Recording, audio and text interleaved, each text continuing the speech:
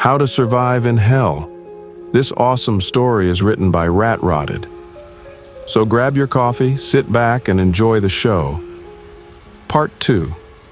By now you should have a good idea of what you can expect from hell. You know to kill the first person you see when you fight your way out of a birthing sack. You know to find clothing, tools, and shelter. You know that no matter what you do, how well you do, someday it's back to being fresh meat.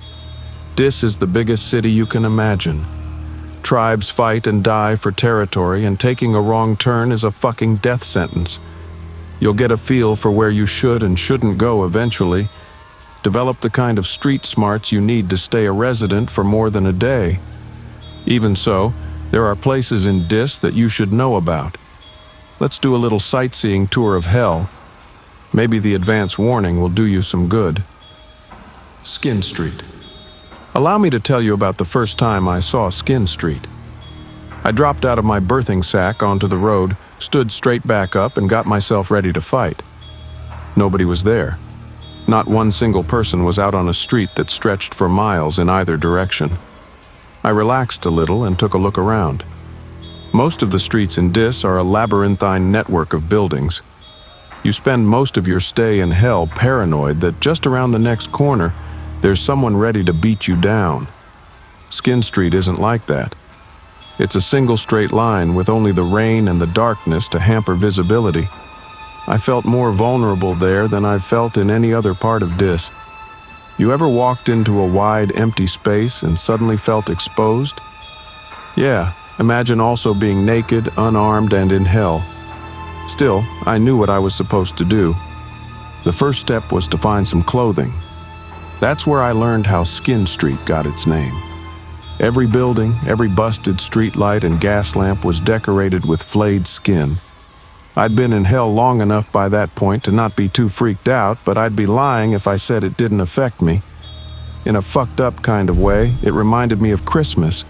You know? People hanging wreaths and lights from their houses, that sort of thing. I remembered the time I'd spent with my family, with my kids on Christmas morning. Feelings like that get you killed. I pushed them back down and pulled some scraps from the nearest building. If somebody was going to leave clothing material lying about, I may as well take it, right? I didn't know it at the time, but every step I took on Skin Street was being watched. When the attack came, I didn't even get a glimpse of the guy. Bang! My skull fractured from an expert swing of a club. Whoever hit me went for my eyes the second I hit the floor, stuck his fingers right into my sockets.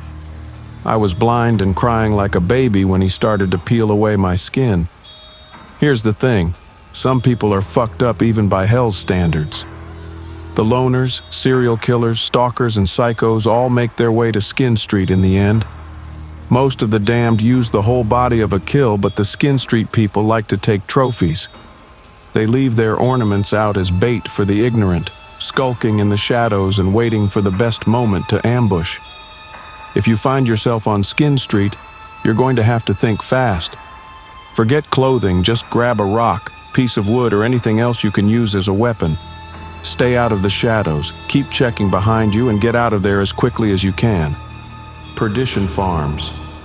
You're going to be chased in hell, that's unavoidable.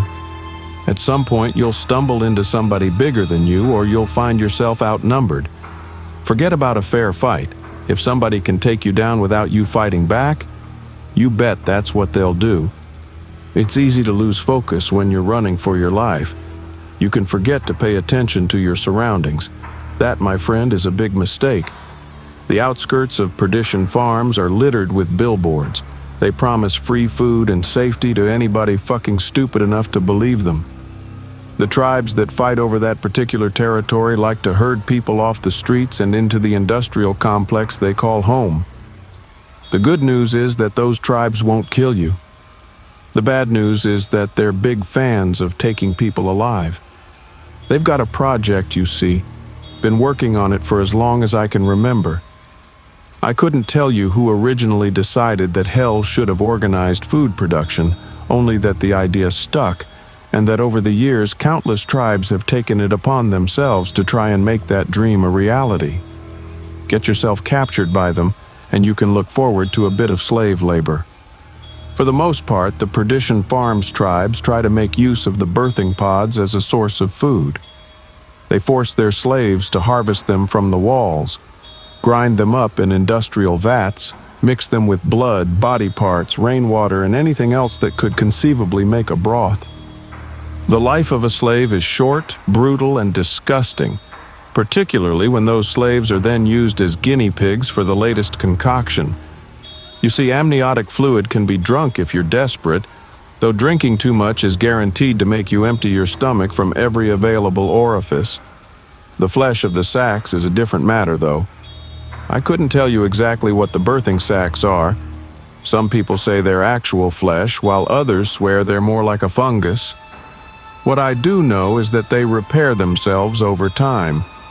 Eat some of their flesh, and over the next few days you'll grow a new birthing sac inside you. It's a small mercy that you won't live long enough to see it break through your skin. You'll be dead shortly after your stomach bursts. If you're lucky, your days as a slave will end when the tribe decides they want some real meat.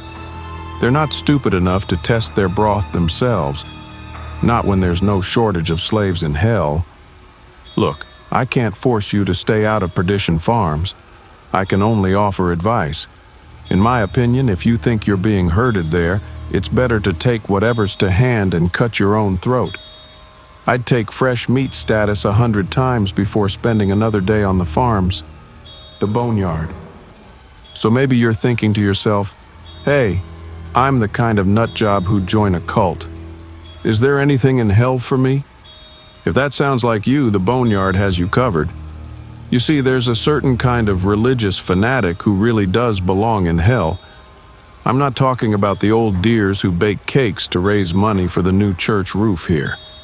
I'm talking about the guys who went to war because God commanded it, who burned women for supposedly consorting with demons, and who saw nothing wrong with fucking the odd kid. When those people get to hell, they're too thick-headed to make sense of what happened. Why face reality when you can pretend it's all just a test of faith? They find like-minded folk in the Boneyard.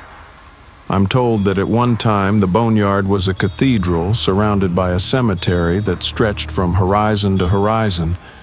Maybe that's true, I don't know. These days it's a shanty town of temples and churches built from materials scavenged from the streets. Everywhere you look, you'll find wild-eyed zealots preaching their own twisted version of redemption and gangs of masked men on the prowl for fresh converts. Mortification of the flesh is the main pastime in the Boneyard. If you listen to the cacophony of sermons, you'll be informed of how the flesh is wicked and must be purged of sin. How lucky we are to be given such a holy duty, how fortunate to be given the opportunity to redeem ourselves before God. The people of the Boneyard have had a long time and plenty of fucking practice when it comes to mastering torture and degradation. I'm not a good person. I've killed, raped, and cannibalized, but I can honestly tell you I'd never have been able to dream up some of the shit that goes on in the Boneyard. I wandered in there by accident once, and I've never been able to get what I saw out of my brain. I watched a woman, naked and bound, forced onto her knees and violated with iron rods. A preacher sewed his own eyes and lips shut in front of a crowd before sawing off his manhood with a piece of slate. A boy of maybe 14 was publicly crucified. A girl was drowned in shit. An older man had sharpened flint pushed under his fingernails. I could list off 100 other atrocities done in the name of redemption. Stay away from the Boneyard. The people there decided that hell just isn't hellish enough for their liking. Forget about redemption, forget about God. The only way out of hell is by riding a pillar of fire and taking over a living body. Focus on that if you want to escape. The damned can't offer you salvation. The damned only offer pain.